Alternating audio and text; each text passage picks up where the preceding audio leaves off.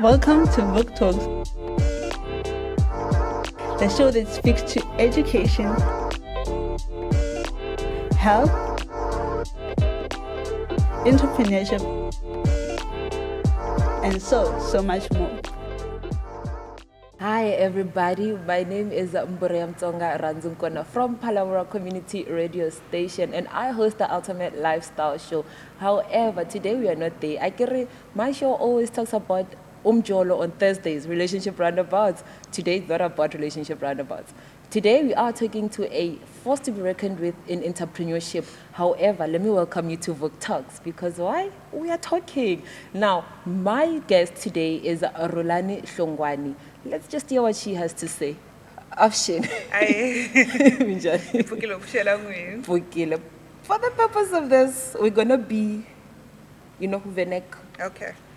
But do I, yeah, because, okay, can you just give us a brief background about yourself and where you're from? Okay, so like you said, Rhulani Hlungwani, born and bred in Giyani. Yeah. Family of 4 boys, 1 girl, number 4. I'm not the last one. And currently based between Giyani and Midrand. I'm an entrepreneur. Background, education-wise, I hold an honors degree in strategic supply chain and mother of 2 little boys. That is beautiful. At least we're getting to talk to a force who also, hold something in education. That is very beautiful. What inspired you to start your own manufacturing company? Okay, so when I first started manufacturing, it was when I went to the hardwares in Giyani. And the hardwares were always full of people. And then now I ask myself, what happens when they finish building? Because everyone is building. And I went into Google, and Google said to me that Giyani is surrounded by 91 villages. And when I looked around Giyani in town, I realized that there's only 9 furniture shops.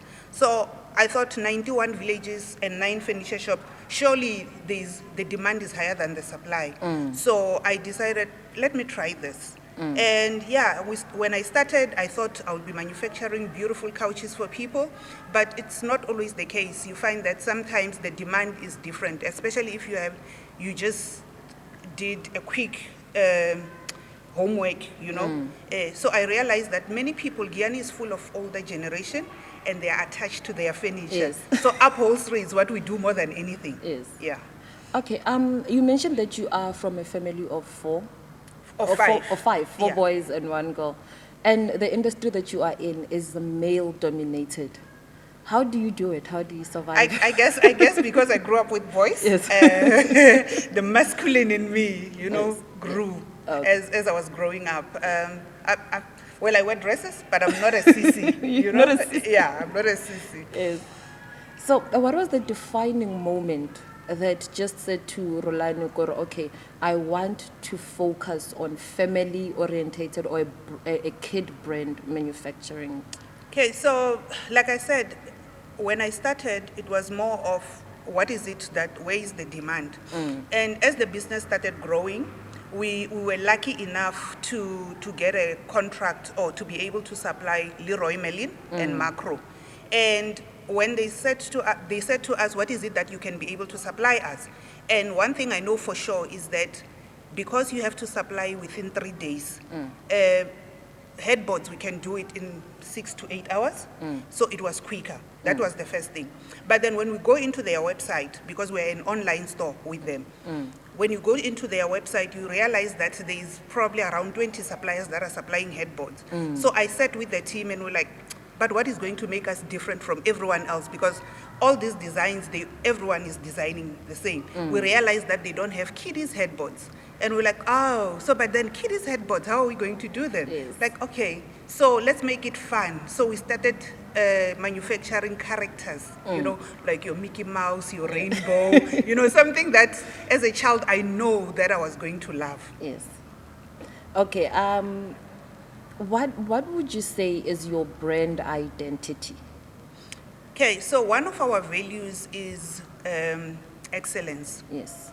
Attention to detail, respect, and we want if you look at what we supply not only beauty, we supply emotion. You know, we believe that when kids these days, there's a lot of mental health that people talk about. Most of the kids, they spend more time in their bedrooms. So we wanted something that is going to comfort kids more. Lokobat family, they feel at home, you know, kind of. Yeah, so our identity is more than anything is excellence and attention to detail. And attention to detail. Yeah. Okay, while we're saying attention to detail, what goes into a functional yet a fun headboard design for kids? You mentioned your Mickey Mouse, your, you know, rainbows, your Elsa, and I specifically love Minnie Mouse for my daughter. So I guess that was one of the Yeah. reasons then. So to get a functional headboard, firstly, you look at your target client. And at first, when I sat with the team, we struggled to understand whether our target market is the kids or the adults. Yes. So we're like, okay, why don't we incorporate the two? Yes. And we decided, okay, to make it functional or to be able to sell, we need to involve the parents, but then the parents are more interested in quality and comfort. That's or safety of the Yes. child. So we had to make sure that the headboard is able to stand on its own. There's nothing that is going to hurt the child. You know how like your 4-year-old, they do the 360 when they are sleeping. So it was one of those things that we had to look Yes. at. That's the first thing. When we look at the child, we wanted something fun, something when you walk in, you know, you're more relaxed and you just love it. You know, you're happy in your room, even if you are by yourself. Okay, can you walk us through what goes from idea to the final product? Can you just walk us through that process? Okay, so with the team, we will normally just sit and decide what is it that we want to create, right? And then we'll come up with a concept.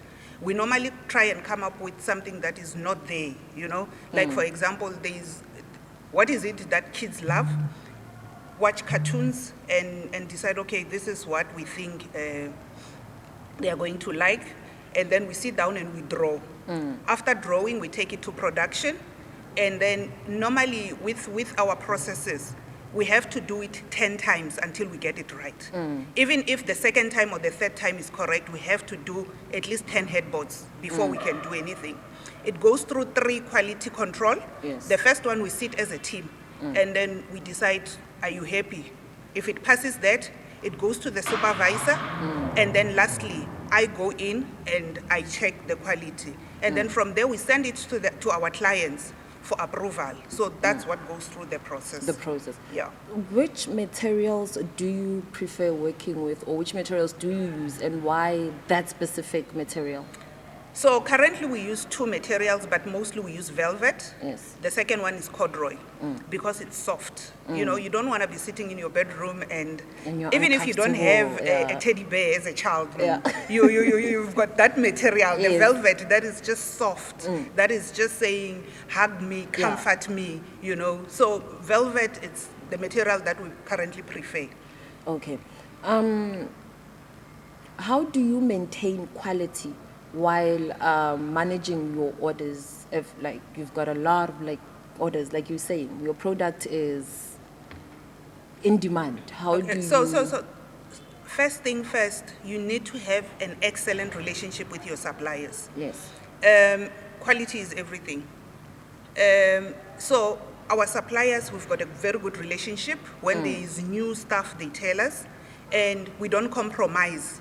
So if they say to us that I've got this, but it's equivalent to that, before we could even use it, it will come in and we'll test it, because you find that. So when you look at velvet, there's bonded and non-bonded Yes. material. So we know for a fact that when we use bonded, it doesn't come out nicely. So we will not compromise on the quality. We always try and use what we know is going to work. Okay, you mentioned bonded and not bonded. What is the difference between those materials? So when you buy a fabric, Yes. you as a client, you're going to touch the outside, right? Oh, it's soft, It's it's soft, nice, yes. and all that. With us, we check the back. Yes. So the back of the fabric will be the one that tells you what kind of material it is. Yes. So the more it's thicker, the better the quality. What challenges have you come across in this industry? Am I not glad that you asked me that? So the biggest challenge is that South Africa does not have upholsters. That's the biggest challenge. When you look at the curriculum that we have, we don't have a university that offers upholstery. We've got the sitters that are currently training people, but it's not a professional qualification. So when you, as someone who is in manufacturing and doing upholstery, the biggest challenge is staff. Get qualified people. Most of the people that you get, it will be people from outside South Africa. With the current people that are not happy with foreigners, you find that you run at the risk of your people that are coming in, or the people that you get and they are working for you, they are not documented. And when they are working, anytime they can be shipped back home, you know. So that's the biggest challenge, that we don't have enough upholsters, and it's a very rare skill in South Africa. So I will encourage whoever doesn't know what they want to do, but also remember that upholstery is not like something that you're going to go and study. Upholstery is like art. You can't just wake up in the morning and draw and it looks beautiful. Yes. So you must also have the talent and also have the skill for it. So the biggest challenge in the industry is it's the skill, to get the right skill, and yeah, basically. Okay, so Rhulani, what makes you different from your other competitors? We are in a niche market. I don't know if you know anyone that just specializes in what I do. So that's the first thing that makes us different. Yes. Secondly, we are a team of, management is 100% female. Thirdly, we don't compromise on quality. But above everything else, we're just the best in what we do. Yeah. You've mentioned the issue of there not being enough people who explore upholstery and such. What are your partnerships, or do you consider having partnerships such as the schools, such as maybe the hospitality sector, such as interior designers? Have you explored such partnerships? Yeah, so interior designers, we're currently working with quite a few, most of them in Cape Town. However, if there is something, they always move around. Schools, for you to be able to work at a school currently, it's a bit of a challenge, because you need to get a tender and be able to do that. But we have been fortunate enough where someone gets a tender and they ask us to come and work with them. So those opportunities, we have explored them. Hence, we are currently on an online, you know. So we know that with online on a daily basis, there are orders that are coming through. However, we will appreciate an opportunity to have a contract where we will be able to, you know that on a monthly basis, there's a certain amount that is coming through. So, just what is your most memorable, right? Yeah. That memorable headboard that you've ever designed when you're on some. Okay, so we've got our signature headboard, the Yes. most selling one. It's a rainbow, so it's got all the rainbow colors, Yes. and you know it gives me joy, man. You know, all the bright colors. So I always, the other day we were showcasing somewhere, and we had like the headboard and a mini bed, and all the kids were just running to it, you know, because of the colors, and it looks happy, and it's yeah. So all the rainbow colors, that's our signature headboard. So, what is your vision for your business in the next 3 to 5 years? I see us exporting. I do see us, more than anything, partnering with a furniture franchise, such as your OK Furniture, your UFO, your Bears. You know, all those shops. I don't think you've seen them with kids' headboards. They Yes. always have adult headboards. Yes. So I'm currently looking for someone who is going to listen and try it out, because online those products It's are selling. selling. They're selling. So all we need is a contract with someone who's going to Yes. believe in us and put it in their store and say, Rhulani, we've got 300 stores, supply us with 1,000 headboards a month. So that's where I see ourselves in the next 3 years. So, Rhulani, we've just had a G20 student outreach, and the G20 is coming to South Africa in November. So what are your expectations from the G20? Well, I expect most of those countries to invest in manufacturing. We've got a very high unemployment. For example, if I were to triple what I currently produce, I will need at least 20 more people to employ. So I expect those people to be investing into South Africa manufacturing so that we can be able to reduce the unemployment rate in South Africa. Are there any new ideas or any new creative headboards that we must expect that are coming up? There's a new one that is on the approval stage. So, I spoke about the Mickey Mouse. Yes. So it's a fox. So a Mickey Mouse has got round The ears. So with a fox, the ears are more longer. Yes. I think it looks nice, it looks fun, and most of our headboards are mostly, the pink and the yellow. That one is mostly your blues, your red, so it's for boys. So that's the one that I'm excited about. It's coming soon. You must give me one for free. 50% off. 50%. Yeah. Okay, so if we want to follow you, if we want to know more about Bold and Pearl, where do we find you? Okay, so social media, Facebook, Instagram, we call the House of Bold Pearl. That's where we are available. However, you can be able to get our products through Macro, Leroy Merlin. We are, in the next 2 weeks, we're going to be on Amazon and Take a Lot. Oh, okay. Yeah. So we are from Youth Month. What advice would you give, number one, to the youth and other entrepreneurs who are thinking of venturing into into this sector that you are in? The pie is very big. There is enough for everyone. Currently, the supply is higher than, the demand is higher than the supply.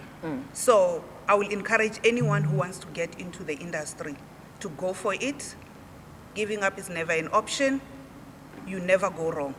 All you need to do is to be able to get the right stuff and manage them on a daily basis. Business, you will get it. All right, so Muswa agreeing got a 50% off for me, just for me. I know what I'm asking. Yeah.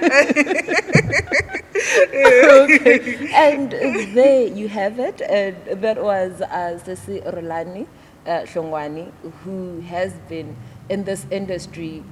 Like I did say, it is very, very heartwarming to be talking to somebody in this industry.